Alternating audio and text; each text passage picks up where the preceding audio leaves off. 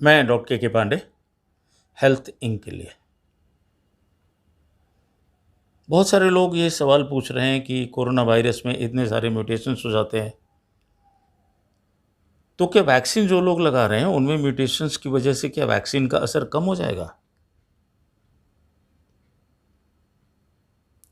अभी तक जो रिसर्च आई है उसकी क्या फाइंडिंग्स हैं, विभिन्न देशों में क्या अनुभव हैं, विभिन्न वैक्सीनों के साथ क्या एक्सपीरियंस है, वो मैं आज शेयर करने जा रहा हूँ। पहले चलते हैं यूएसए।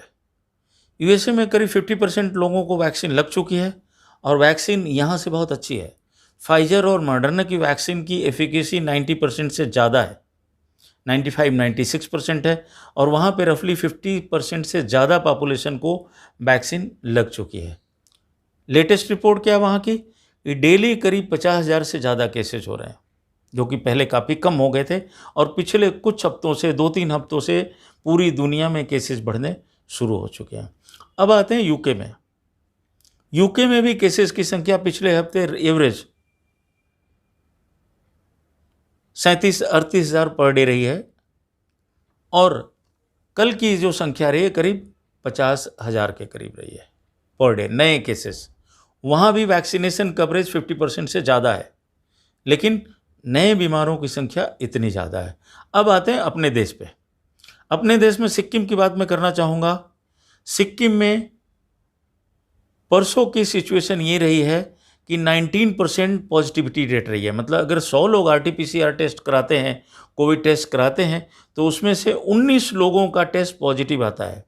तो नॉर्थ ईस्टर्न स्टेट सारे जो हैं सब में पॉजिटिविटी रेट बहुत ज़्यादा तेज़ी से बढ़ी है पिछले 2-3 हफ्तों से, और पिछले हफ्ते तो अलार्मिंग सिचुएशन रही है। और यही हाल महाराष्ट्र में है, केरला में है और कुछ स्टेट्स में है। तो ऐसा नहीं कि उन लोगों में वैक्सीन नहीं लगी थी, वैक्सीन लगे लोगों को भी बीमारी हो रही है। हाँ, वैक्सीन वैसे भी जो बनाई गई है इसलिए नहीं बनाई गई है कि बिल्कुल इन्फेक्शन रोक देगी। इन्फेक्शन नहीं रोक सकती कोई भी वैक्सीन, चाहे मॉडर्ना की हो, फाइजर की हो, स्पुतनिक हो, कोविशील्ड हो, कोवैक्सीन हो। इन्फेक्शन फिर भी हो सकता है अगर प्रिकॉशंस इंसान नहीं लेगा। हाँ, सीरियसनेस रोक सकती है। जैसे इंडिया की जो वैक्सीन हैं इसमें पाया गया कि अगर 100 लोगों को वैक्सीन दोनों डोज लगी है तो हॉस्पिटल में भर्ती होने के चांसेस 5% खाली रह जाते हैं, और वो भी उन लोगों को जिनकी एज ज़्यादा हो, कोई मॉर्बिडिटीज हो, जैसे ब्लड प्रेशर है, डायबिटीज़ है, कोई और बीमारी, किडनी की बीमारी है, कैंसर है, किसी इम्यूनोमॉड्यूलेटर दवा पे है, इम्यूनिटी कम करने वाली दवाओं पे है। तो ये सब बीमारियां जिनको हैं उनको ये चांसेज हैं कि भर्ती हो सकते हैं। नॉर्मली भर्ती होने का उतना डर नहीं है। अब आते हैं वैक्सीन कवरेज का हमारे देश में, जिससे हमारे आपको ज़्यादा सावधान रहना चाहिए। तो वैक्सीन कवरेज ही हमारे यहाँ करीब 6% है, 5-6% लोगों को दोनों डोज लगी है। बाकी जो 30 करोड़ के आसपास जो डोजेज लगी हैं वो सिंगल डोज लोगों को लग पाई है। अभी करीब 40 करोड़ से ऊपर वैक्सीन्स लगी हैं, लेकिन उसमें से दोनों डोज सिर्फ 5-6% लोगों को लगी है। उसमें भी health worker, front line workers ज़्यादा रहे हैं। लेकिन हमारे आपका एटीट्यूड देखिए, सारे भीड़ भरी जगहों पे देख लीजिए, आप किसी भी मार्केट में देख लें, हिल स्टेशंस पे देख लें।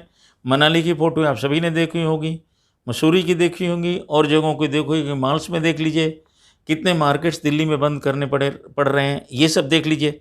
तो मैरिजेस, फिर दूसरा खतरा जो है अगले दिनों में देखिए, मैरिज का सीजन आ रहा है, 15 अगस्त आ रहा है, राखी आ रही है, बकरीद आ रही है, और इसके अलावा उसके बाद दुर्गा पूजा वगैरह, ये सब कुछ आ जाएगा। तो ये सारे त्यौहार जो आएंगे, इसमें अगर लोग खुल के मनाएंगे तो क्या सिचुएशन होगी, ये समझ लीजिए।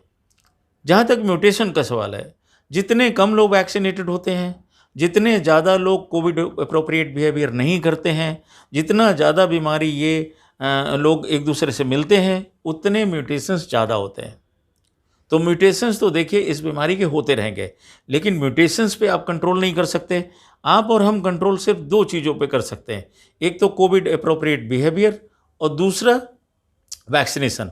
वैक्सीनेशन की स्पीड आप देख ही रहे हैं, गवर्नमेंट का जो टारगेट है कि दिसंबर तक सभी लोगों को दोनों डोज लगा दी जाए, लेकिन अभी जो हम डोज लगा पा रहे हैं 40-45 लाख पर डे के हिसाब से लगा पा रहे हैं मैक्सिमम, उससे ज़्यादा 1-2 बार ही हुआ।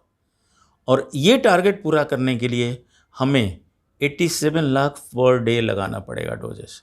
साथ में बच्चों की पॉपुलेशन इतनी ज़्यादा हमारे यहाँ, करीब 41% बच्चे जन्म से 19 साल तक के हैं। 18 साल से बड़े वालों की तो वैक्सीन आ गई है, लेकिन वो बहुत कम परसेंटेज है। 12 साल से बड़े बच्चों के लिए मॉडर्ना की वैक्सीन लग सकती है, जिसको सिप्ला कंपनी को परमिशन मिल चुके हैं इंपोर्ट करने की, लेकिन अभी मार्केट में अवेलेबल नहीं हो पाई है। लेकिन वो भी 12 से 18-19 साल तक के बच्चों की पॉपुलेशन 10 से 12% है। तो हमारे यहाँ अभी वैक्सीनेशन का टारगेट दिसंबर तक पूरा होगा, ये कहना बड़ा मुश्किल है अपने देश के हालात देखते हुए। इतना बड़ा देश है, लोगों में वैक्सीन हेजिटेंसी भी है, अवेलेबिलिटी की भी प्रॉब्लम है, डिस्ट्रीब्यूशन की प्रॉब्लम है। ऐसे में थर्ड वेव के आने से पहले हम वैक्सीनेशन का कवरेज सबको दे पाएंगे, ये सोचना एक सपना देखने के बराबर होगा। इस दौरान हमारे आपके पास सिर्फ एक ही रास्ता है कि हम कोविड अप्रोप्रिएट बिहेवियर को फॉलो करें, सोशल डिस्टेंसिंग जहाँ पे मेंटेन हो सकती है वहाँ पे करें, हाथ धोएं और घर से बिना आवश्यकता के न निकलें। फिर आता है लॉकडाउन का पर्पज़। अब लॉकडाउन हमारे देश में बार बार नहीं लगाया जाता है, लोगों को अपना खर्चा भी चलाना है, घर भी चलाना है, देश को भी इकोनॉमी अपनी देखनी है, सरकार को भी देखनी है। तो हमारे पास म्यूटेशन हो या बीमारी हो, उससे बचने का सिर्फ यही तरीका है। बाकी जो म्यूटेशंस की बात है, म्यूटेशन कब कैसे हो जाएगा और उसमें कितनी वैक्सीन असरदार होगी, ये आपको यूएसए और यूके के फिगर से पता लग गया होगा। वैसे जो रिपोर्ट ये कहती है कि म्यूटेशंस जो होते हैं, जो लास्ट म्यूटेशंस हुआ उसमें पाया गया कि कोविशील्ड का असर 33% खाली रह गया था, फाइजर की वैक्सीन का करीब 63-65% के आसपास रह गया। तो डेफिनेटली जब म्यूटेशंस नहीं आते हैं तो वैक्सीन्स की एफिकेसी कम हो जाती है। आप अभी वैक्सीन लगवा लें, लेकिन वैक्सीन्स पे रिलाई ना करें, क्योंकि म्यूटेशन कब क्या आ जाएगा, उसकी रिपोर्ट कब तक आएगी, ये सब कहना बड़ा मुश्किल है। हमारे आपके पास वैक्सीनेशन और कोविड अप्रोप्रिएट बिहेवियर ही एकमात्र चारा है। म्यूटेशंस के बारे में ना हम पहले से कोई रिसर्च कर सकते हैं, ना जान सकते हैं, ना किसी को बता सकते हैं। जब हो जाएगा, लाखों लोगों को बीमारी हो जाएगी, कई हज़ार लोग मर जाएंगे, उसके बाद लैब में जाता है टेस्टिंग के लिए और तब पता लगता है इस म्यूटेशंस की वजह से यहाँ हुआ। जैसे मैं एग्जांपल दूँ डेल्टा वेरिएंट का, अब डेल्टा वेरिएंट 100 से ज़्यादा देशों में हो गया। यूके में और यूएसए में 80% से ज़्यादा मरीज डेल्टा वेरिएंट के हैं, जो इंडिया में पहली बार पाया गया था। आज 100 देशों से ज़्यादा में ये पाया जा रहा है। तो जब तक ये आप रिसर्च करते हैं, सोचते हैं क्या करें कैसे करें, तब तक ये फैल चुका होता है। तो आपके और हमारे पास सिर्फ एक ही चारा है, कोविड एप्रोप्रिएट बिहेवियर और जल्दी से जल्दी वैक्सीनेशन, जैसे भी जहाँ भी आपको चांस मिलता है।